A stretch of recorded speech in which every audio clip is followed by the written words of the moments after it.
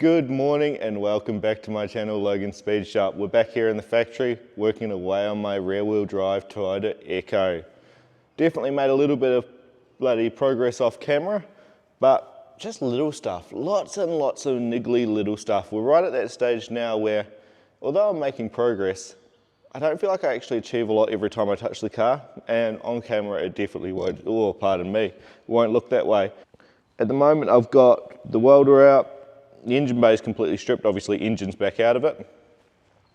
Subframe's all completely braced up, the K-frame.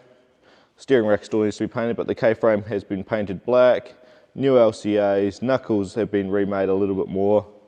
As you can see there, it's going to sit a little bit lower, and the A-arm and the rack end sit at a really nice angle. Intermediate shaft is made for the steering column. I'm going to pull out the booster and the clutch master in a second, as they're not going to be needed for the next step. Obviously that's paint. Well, as we go around, the inside's pretty bloody naked. I've still got to do a little bit of work around the tunnel, which I'll do when I do the firewall. Steering column, pretty sure that's all final done. I just have to finalize a couple of welds, which are easy as. Pedal is chilling over there, he's got to get mounted. It's a later job, bit of wiring still to rip out in there. Round to the back. Got this fuel cell, which I bloody love. Still got to work out how I'm going to mount that. The brackets they supplied have it drop down. Don't suit what I want, so we'll deal with that one later. And inside of it, it holds 3 pumps and a lift pump. Got the fuel level and everything. It's got a surge tank that bolts up underneath. All apart at the moment, obviously. But yeah, that makes for real trouble-free. It means I just have to run a couple of lines. Exhaust manifold, ready to have the face sanded, so, and then it can go off to get Cerakoted, which is good. Might sort that out this week. Engine, all the mounts, everything on it are painted. Got a nice new fuel rail chilling under there. Calford cams, covers off because they're off getting painted with the body kit. So they'll go a nice colour. But yeah, it's all coming along. Waiting on Shockworks for coilovers. Might have a good announcement in regards to the electrics in this car. And just waiting on some details around the plumbing as well. Hoping to work with Raceworks again on the plumbing, which would be bloody nice. And yeah, she's coming along. Now, I've got these little bits of cardboard. I'm going to cut out my shapes on the firewall. The steering column, the intermediate shaft's going to be a bloody bastard, if I'm going to be honest. I'm waiting for a grommet to turn up for that one, because at the moment, I don't even know if you can call that a shape, what it is. It's 3 hole saws cut badly. So we'll see what happens there. That could be the last one yet, but we'll start with the others and get it done. Definitely keen to keep making progress on this car. At the moment, it's a little bit of a distraction having it in the shop. Got a bit of customers' cars here. Although I do only work on it after hours, just having it here gets my mind going a bit. So we'll get it done, and then I'm going to get it home. That way I can roll it over to my friend Corey's, who's going to paint the engine bay. From there, it's a pretty easy setup, but that's where the bits start to get fun. Because at the moment, it's all that niggly stuff, you know. My OCD takes over now. I want everything clean, I want everything painted. And I've got the chance to do it. So why the hell not? Let's get into this. I will probably just jump to when I've got all the firewall holes pretty much tacked or welded, because she's going to be cutting. Bloody boring. Then we'll get some more action going later. Well shit, my arms are feeling burnt, but I have made some bloody big progress. She's looking good. Have a look at this. She looks like a mess actually. I can't wait to finish this stage so I can just have a proper clean up. Because at the moment you can see, obviously I've still got to grind all my welds back there. Got the loom hole sitting there above the tunnel. And I've got a hole that needs to be cleaned up, but for the steering column. And now I've got to work out a grommet that suits that. I'm hoping Mr. Ryan Capilleri, or however I say his last name, can make me up a grommet to suit Fat Lip Collective. I reckon he can. He's a bloody champion. I'll clean that hole up and get it measured up for him, or close enough. But yeah, got to grind all the rest off, and then sweep up, mop the floors. One thing I'll tell you that saved me today is new batteries. I absolutely destroyed my old 5 amp ones, and luckily enough, Battery Factory Outlet actually reached out to me the other day and goes, we're going to send you some batteries, give them a go, see what you reckon. They are killing it. The old ones, I didn't realise how shit they are. The new ones, I mean, that's a 9 amp, but it's bloody good. They gave me a discount code, Logan's. I think that'll get you 10% off. I'll chuck a link in the bottom anyway. Bloody cheap. I actually need to jump on and order myself some 12 volt ones because I'm running out there. But batteries cost a fortune. I break them, I drop them. These ones seem bloody good and can't go wrong there, right? As long as they do the job, save you some money, that's all that matters. But I guess I got to get back onto the flap disc and finish cleaning these holes up. Tell you what. That's a bloody good feeling. All the holes are welded up. Still a bit of grinding and stuff to do, but it's good enough for now, you know? Just realised under here, a little bit of other stuff to show off. We've got the stub axle in the back of the knuckle cut down. That was once the CV shaft. We've got the knuckle modified. Originally the pickup point was up here, moved it down here, moved it shorter. That should pretty much get rid of all the bumps there, I'd say. Same on both sides, nice and matching. Obviously still need split pins, but that rack has to come out to put a motor in so it can stay like that. Oh, the knuckles are on, the brakes are on the wrong side.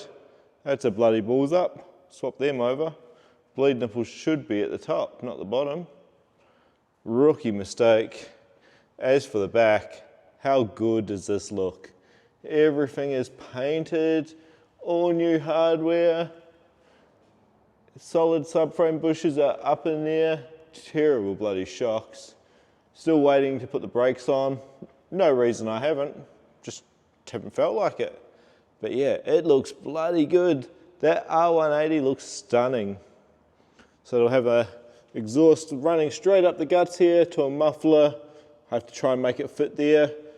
Underneath, up to another muffler, and out the bumper, but can't do that till the motor's in there. And obviously everything else is in place, the bumpers and all that jazz. No point trying to make an exhaust without bloody everything ready. So I think the last job for today now, I'm going to grab some seam sealer, seal up the outside of the tunnel on both sides, and we are good to go. Then it can head off to my mate Corey's. He can paint it well, head off there. It'll head to my house first, wait till he's ready, and then we'll roll it across the road. These things are happening now. Once they get it back from paint, I will give it a bit of a spray underneath, just the rest of the underbody. Yeah, we're pretty much at that point now. Get the motor ready so when the car's back, she's dressed up, ready to go. Because at the moment, she's not quite there yet. That is looking much better. We got the covers on. Corey finished painting them, did a bit of sanding for me. They look good as. I'll take that off, but it's bolted in. But this little wire tail here goes to a cherry sensor for the cam pickup. It's all prepped. Oh, nearly tripped over my bloody vacuum. I've made these holes a little bit bigger. Not the nicest work, not bad and by any means. That way the coil loom can run through rather than running along the top. Got to make it look pretty.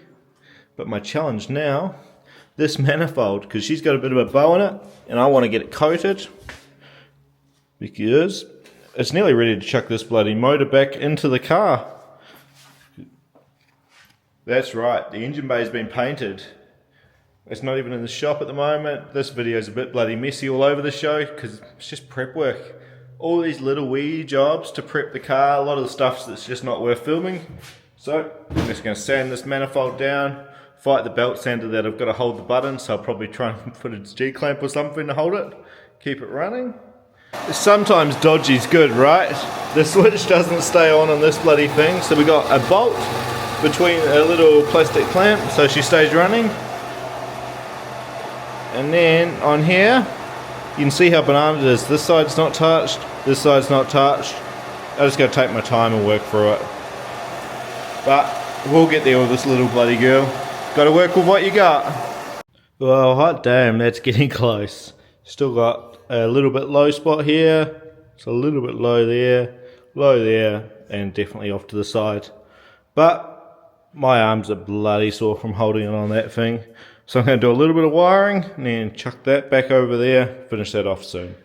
Also, got bored and did this as well, because that flange was a little bit warped from when I welded it on the back. Obviously still need to clean this up and paint it, but that'll do the job for what it's doing. And that'll get cut off there with a longer pipe. Just waiting for my Raceworks order to come in for that.